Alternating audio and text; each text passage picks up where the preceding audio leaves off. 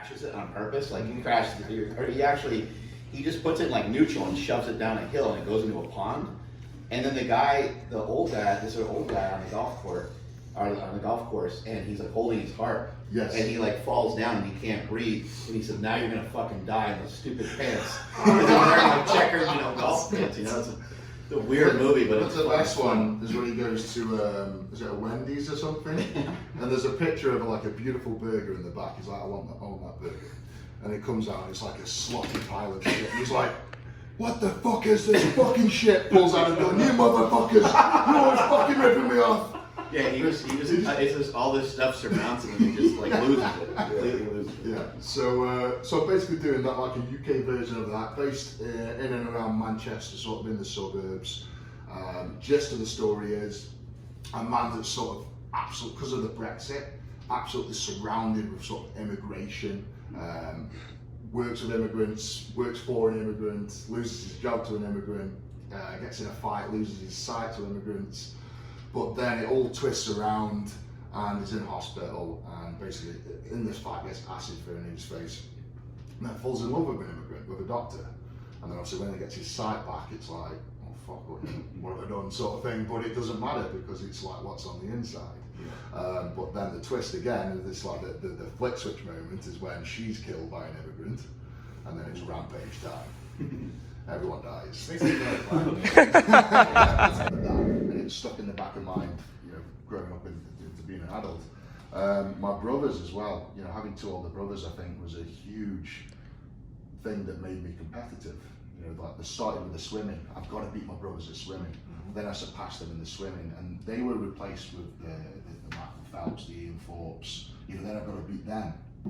And when the swimming sort of went to shit, those big brothers then became Brian Shaw and Halfball and Big Z. So I've always sort of just like replaced that competitive monster really and just kept tracing something. And now, believe it or not, my competitors now are the sort of Arnold Schwarzeneggers, the right. Sylvester Stallones, the Rocks. Maybe entrepreneurs, stuff like that. Yeah. I mean, business for me is booming right now. I've got God knows how many businesses and all doing very well. And I've just signed to do the Arnold Classic UK at the NEC, and one of the biggest expos in the country with Arnold Schwarzenegger in 2021. So.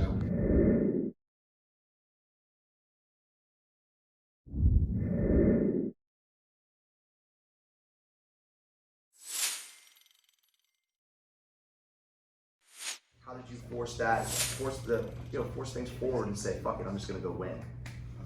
Man, so I think first things first is there's been no one in the history of the world, there has never been one person on this planet to ever have a message that has been interpreted the way that it was meant to be interpreted. So you should just stop and realize that you are not going to be able to convince people. You'll be able to make some people believers. If you believe in something and you feel that it's going to be good, you feel that it provides value to other people, you feel that you feel that it's going to enhance people's lives in some way. It could just be in a small way. For me with the slingshot, it was, you've been around the game for a long time and being around the fitness industry for a long time, how many older lifters said, oh man, I used to do that. Yeah. Man, I wish I could still bench like you guys, or I still wish I could do push-ups or dips, but man, my shoulder, I kept hearing that over and over. And I never understood it. I was like, what is with these guys? Why have they all fallen apart? Because when I'm in my 20s and 30s and stuff, I'm rocking it. I'm smashing weights, and all that ever happened to me from going to the gym is I always got stronger. There was never any negative feedback. Every once in a while, I'd get a little bump or a bruise here and there, but never any big injuries until I started really pushing the envelope, and as I got a little older, I started to get some injuries. And now I'm like, oh my God. Remember all those old dudes that you made fun of? The guy at the gym that always rests like 20 minutes in between every set and he talks to every girl in the Before gym. cell phones. Yeah, the old guy with the towel around his shoulder there.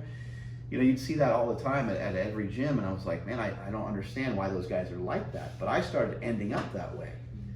And then I was like, well, what if I could provide something that would allow these older people, these not even older people, but just people that have been lifting for a long time, people that are trying to push the envelope. I'm like, what if I could make something that would help me, because now I'm in the same spot that they're in, maybe it would be something that would provide value to a market that at that point didn't even exist. And so that was the hardest part for me. Even in getting getting a patent for the slingshot, and then getting the patent here in the United States. Something that I developed from coaching and working with a lot of high school kids. I try to have the whole team, lift the same way. And then I kind of recognized, I took a step back one day and I said, you know what, there's only, out of all the people in here that play football, there's only like 5 football players. There's only like 5 real players in here. Sure. There's only 5 real people that have enough interest in football to want to get better for it through lifting weights and through doing the running, through doing the conditioning and stuff. The rest of them are just kind of here because they want to be here. Yep. And I recognized that I couldn't really make them do anything. I could put them through stuff. I can have them have some fun with some stuff. I can expose them to some stuff. But I couldn't really change their minds. I wasn't going to be able to just forcefully change their mind. You're not going to be able to really do that. So when I recognized that, I made a speech one day, and I basically just told everybody, I said, you know what? I'm only going to communicate with people in here that are sweating. If you're not sweating, then I'm not having conversations with you. Sure. And that stepped up the game like a ton. I continued coaching there for 2 years, and during that 2 years, whenever I mentioned that, there was a huge boost in morale. You would see kids working harder because no one wants to be like isolated. Yeah. And I even when I was saying that, I said, hey, look, it's not just coming from me. I want it coming from you guys too. Sure. Because if you're working hard, it's not fair that the other guy's not working hard. We are all part of a team. And you're allowed to be on this team, and you're allowed to be on the team in whatever fashion that you want. But everyone needs to put in their work. Yeah. And so even if you're a little weaker than the other guy or whatever, I still want to see everybody trying. I want to see everybody supporting each other the best that they possibly can. Did you? When your arm goes down, but when it's strong, it means you're parasympathetic. It means your body can use the big prime movers.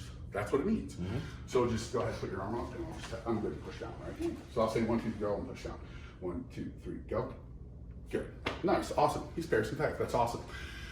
Now he sat over there, and so that just gives me information, right? So I want to see if that information, did he sit over there because of his physiology, or because he just wanted to stay out of the way? So I'm just going to do something a little different. So yeah, stand right over here. Look at my finger. Cool. Now put your arm up. Ready? 1, 2, 3, go. Oh shit. Same exact. Watch. In my mind it was. Yep. So awesome. So look at him. Put your arm up. Ready? 1, 2, 3, go. Now look at my finger. Put your arm up. Ready? 1, 2, 3, go. Because things being Party close. tricks. No, it's evolution. It's not magic. It's literally just the electricity of your body. The difference is I understand how your electricity works. So these lights, no one's like, oh my God, the light bulbs are on. You're speaking his language, electrician. Are you electrician? Yeah. No one's amazed by light bulbs come on, right? However, how long does a light bulb burn for, right? Maybe 1,000 hours or something. That's the mechanical understanding. But if I flip the light switch, the light bulb doesn't burn at all, right? Your nervous system is the electricity. So your muscles, that's like the light bulb. We see them working, we know what they can do. But if the electricity's not running correctly to it, it doesn't work. And so basically all we're doing is showing people where the light switches are in their body. And so with this, your arm goes weak because you think you sat over there because you're staying out of the way. However, the way I see it is that if you got close to us, that drives a sympathetic or survival instinct in you, and it actually makes you anxious. So you sit over there because you're less anxious from far away, because when you get close like that to people, it actually drives a survival instinct in you. And so your behavior is really driven by your physiology. And this, people don't understand this. We have a whole... He's kind of always that way too. Yeah. He's always like, I don't want to bother anybody.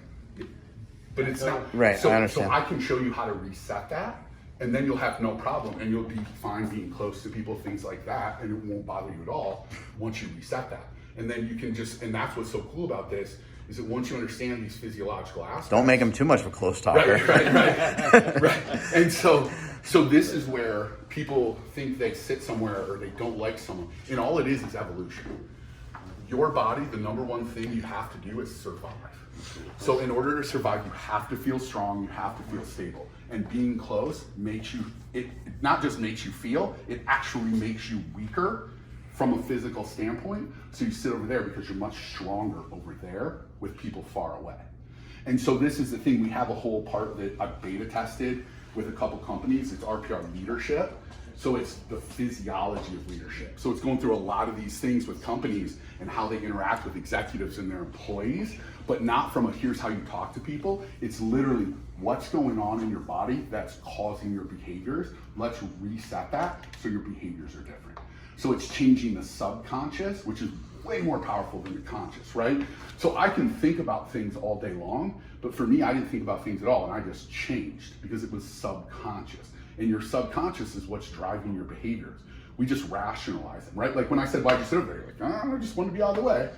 We rationalize that in our conscious mind, but it's our subconscious that's actually driving our behavior. Well, it's funny too, because you hit it head on. And I kind of understand what you're talking about, how to correct it. I have no clue, but. Yeah, and that's what we show, right? We just show how to reset that, and it's a combination of breathing, it's a combination of the wake-up drills, and then there's certain sequences for certain different things, and that's what we teach, right? And the cool thing is you can do it all yourself, right? So like, obviously I live in Columbus, you don't live here. I never see you again, I show you how to change that. You have that tool for the rest of your life. And that's what's so cool about this, is it's all stuff you can do yourself. So that's... See if you can show him something. What could you show him now that could help? So, okay, so what I want you to do is stare at my finger. Okay, so stare at my finger. First make a fist, I'll show you this. Don't smell his finger. Fist. Put your thumb on your fist like this. So you move this part of your thumb. Cool, so stare at my finger. Start at the top of your sternum right here and rub up and down, just kind of like this. And just keep staring at my finger. And just rub up and down like this. No, sorry. Yeah, here. So just one, just like that. But use your thumb there. It's easier. So stare at my finger.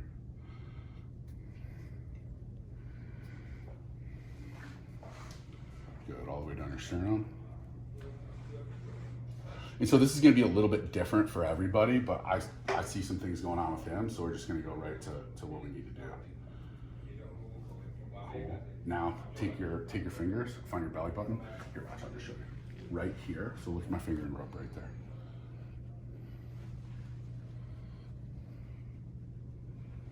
Make sure you're breathing. It's like he's doing a chicken dance. In through your nose, out through your mouth. Good. Cool, awesome. All right, cool. So look at my finger, put your arm back up. Ready? 1, 2, 3, go. I see your finger different too. Right, it's clear. Looking at your finger was different that way than it was the first time. That's how simple it is. Now, I skipped a lot of stuff because I've been doing this so long, so I just knew right where to go for you. Yeah. So the longer you do this, you just, like in our courses, we basically just walk people through it. A sequence, right? So it's basically a 10-part sequence. I just get to skip a lot of parts because I've been doing it. Now, when I first started, I couldn't skip anything because I didn't see what I see now, right? But now you know that. So even simple things, right? Like if someone is a close talker, you're gonna freaking hate that person. You know what I mean? Like, but now you understand like how to actually change that. So if someone could be a close talker, you go through that and it literally just instantly shifts. Now you have safety and now you're like, okay, this dude's fine. What I found the weirdest was literally how staring at your finger felt different the second time. Like I almost knew, and I tried to hold my arm up. It wasn't for lack of trying. That's crazy. Holy shit. Well, but so this is the thing, right? No one's amazed if I take that light switch and I flip the lights off in here, right? Or if I flip them on. All I just did was show you how to do that within your own body. And all the light switch is just sympathetic, parasympathetic, right? It's performance, survival. And if you're in that survival state, it literally changes where you sit in a room. It changes how you talk to people. It changes how you interact with people. It makes you stress out when you shouldn't be, because your body has to feel safe and strong because it has to feel like it can survive. And that's what we're hardwired to do, is survive. Like, I get it, we have iPads and we travel and we're fancy and all these things, but we're really just animals hardwired to survive. And so once you understand how that wiring works, it literally changes you as a person. Like it's all, yes, does it get rid of aches and pains? Does it help performance? We have, we have major Division I college football teams. They implement RPR. They drop their injury rates, their soft tissue injury rates by 50%. They drop concussions by 70%, right? It's like, it changes the game. We have one guy, he's OG strength coach. Like he was 4-time NFL strength coach. He's been a strength coach for 40 years. Like I'm 41. He's been a strength coach since I was 1, right? So he's been doing it for 40 years. He implements RPR, has first season ever, not one soft tissue injury in 40 years of strength and conditioning. Now, granted, there's some luck in that, right? Like I'm not saying that RPR was everything, because there's some luck and there's some things like that. However, in 40 years, never one time he implements RPR, has the next season 0 soft tissue injury the entire season. And so that's.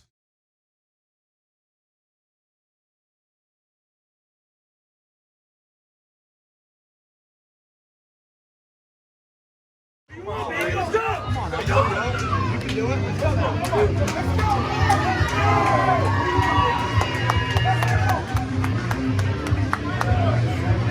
big man right here. We're really going to get bigger. It's a big boy. Oh, yeah. Here we go. Let's go. Let's go. Let's go, Julius. Let's go, Come on, let's do it now. 650 pounds. There you go. Oh my God, he hit me like it's nothing already. Press. Wrist wrap. No wrist wrap. No wrist wrap. You might need to find a better wrist wrap. Yeah. Yeah, whip out the game. You get a little gangster on there.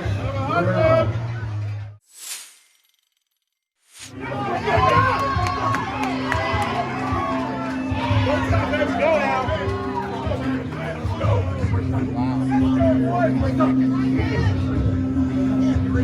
Let's go now. Listen to those commands. Let's go.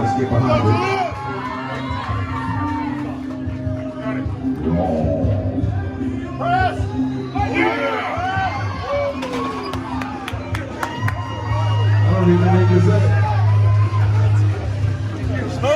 Smooth. Right into the 700 opener. Come on, baby. Let's go. Let's go. Easy money. Press.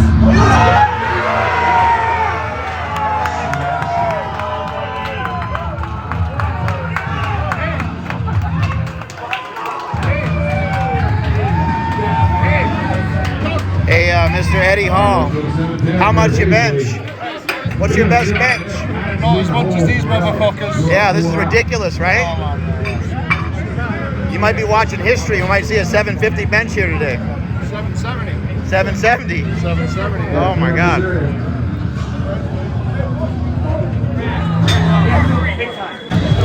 770-pound bench attempt right here by Julius Maddox, the one and only, one of the best benchers of all time, trying to prove himself right here in front of the crowd we have here at the Arnold, despite the Arnold being kind of shut down by the coronavirus.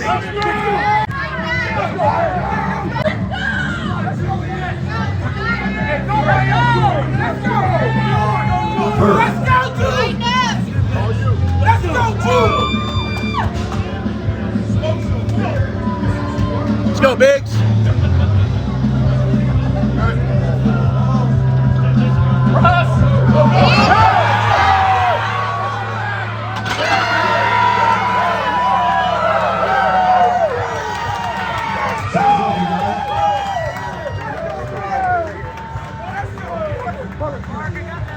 Real recognized real.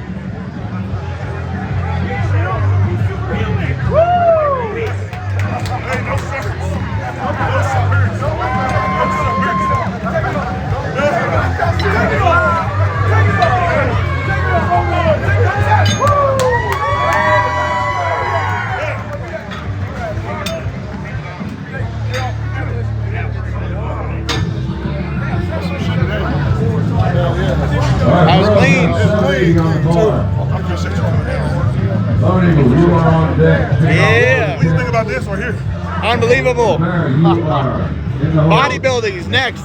Yes, Julius Maddox, 770 pounds. That's a 350 kilo bench. Yeah, that was so easy. Yeah. There we go. Let's go to bed. Yeah. So up as well. Absolutely. You're getting in trouble. That's the world record bench. Plus, he's just added like 10 kilos onto it. Absolutely amazing. 800 pounds is happening.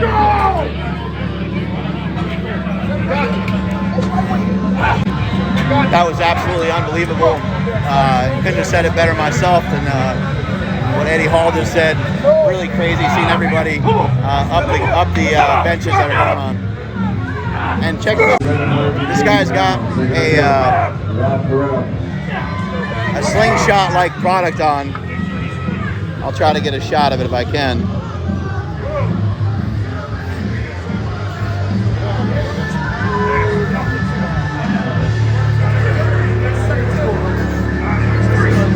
Come on, Rob. Let's go. This is it, Rob. Straight down, right there. 4, 3, 2, 1. Rest. Straight up.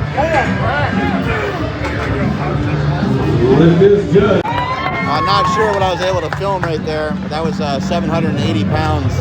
Moved really fast on a product that is basically a slingshot that's made into a bench shirt. Kind of interesting, but some changing shit up.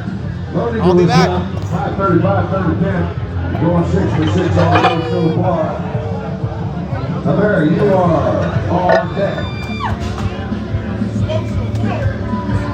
Let's go, Biggs.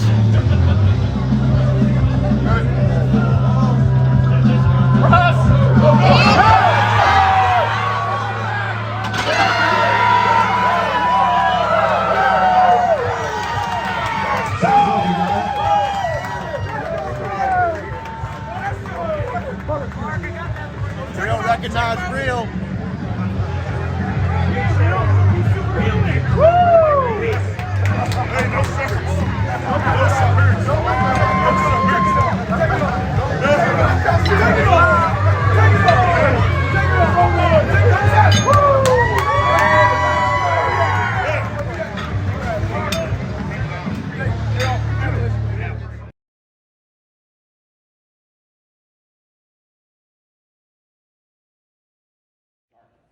You can fucking stab something with it, you know. But I think it's in you already. The answers are there, and I think anybody that's listening to this and they want to know how to squat, or bench, or deadlift, I mean, the answers they're in you more so than they're in us. You're asking the wrong person. You should be interviewing yourself. You should be asking yourself a lot of these questions. How do I fix my lockout on my bench? There's no way that you don't know 10 ways to do that, right? Like it's almost impossible, especially if you're asking something that specific. Well, that means that you know the general basis of everything else that goes into like a bench press, or at least some of it.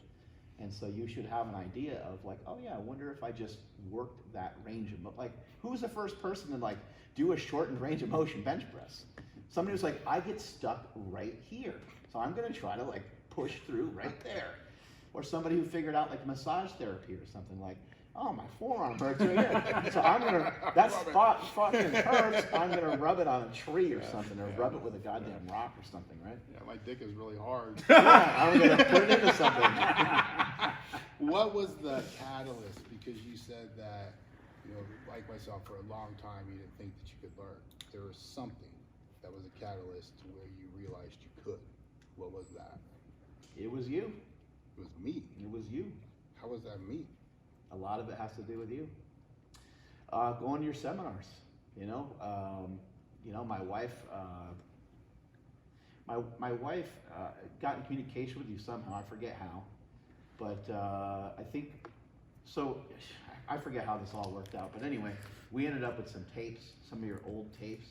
I think they're cassette tape or VHS tapes rather, and I watched a lot of those videos and I started to learn and absorb some of that. But then, like for my birthday or something, she got me a seminar to go to Westside Barbell.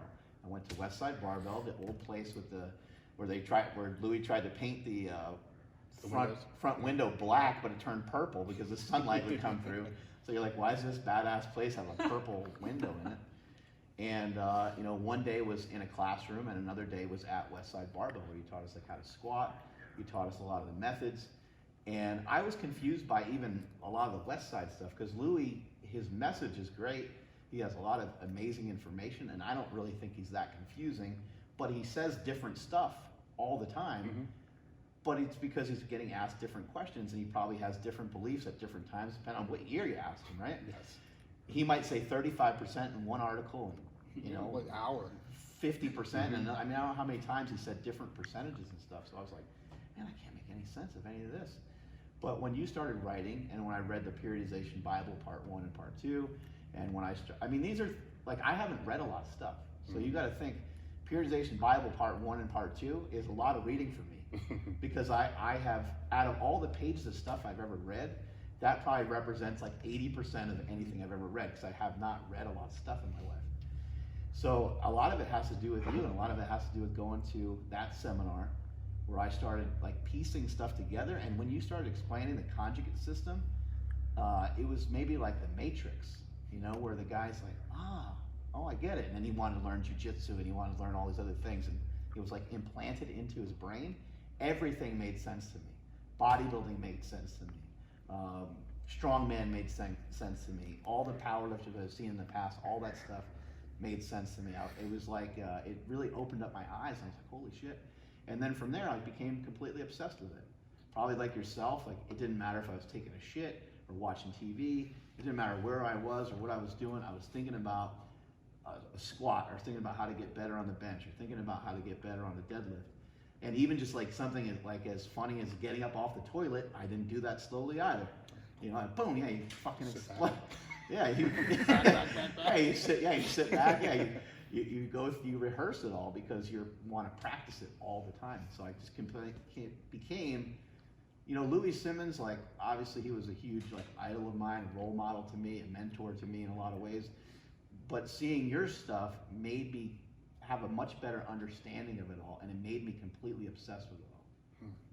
People wonder why I do this. So it's your fucking fault. It's not a good thing. It's not a bad thing. No, it's bad.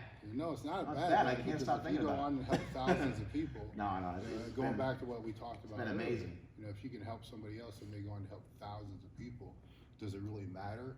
You know, how much money you make? Yeah, if you can weigh all it. Whoa, where's fat, huh? Yep. Oh, man.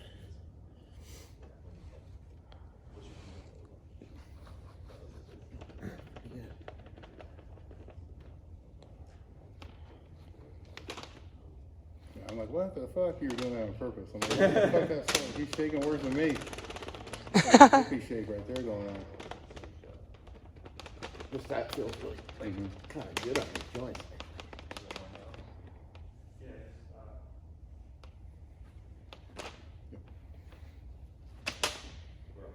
Holy shit.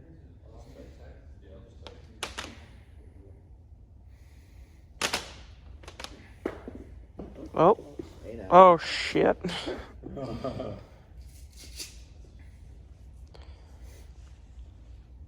That was the one This one looks like it's on the tippy toes. Oh, yeah.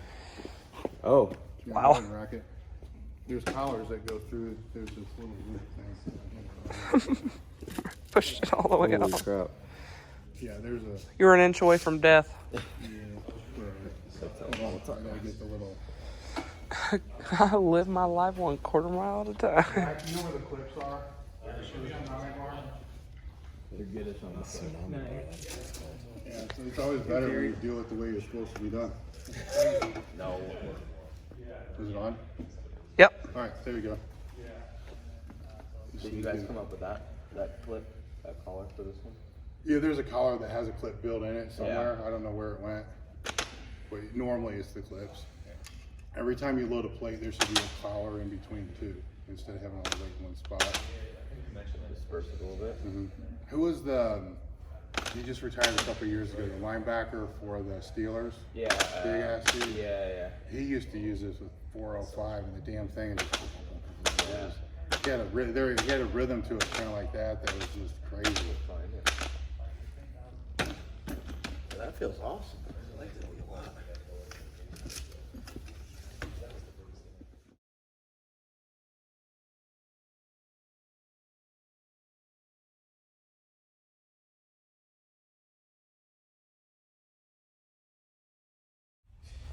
Oh, I've recorded. You feel how I feel now. Dead. Yeah, I think hit that dead one. Whoops. Gotta edit that out.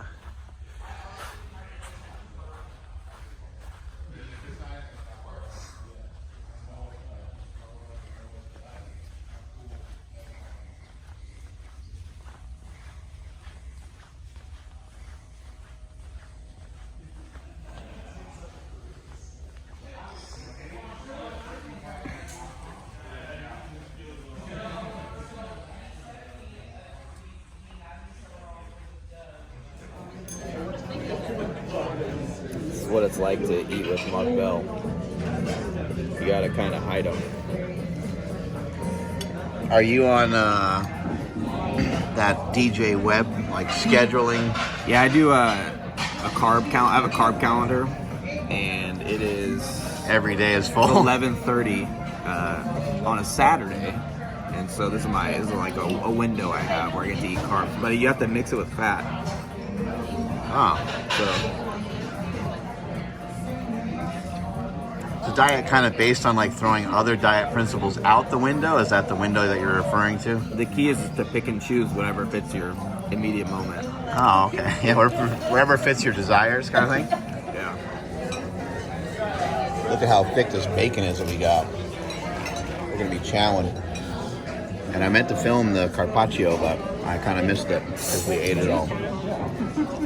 But it's unbelievable. Beef carpaccio. Carpaccio.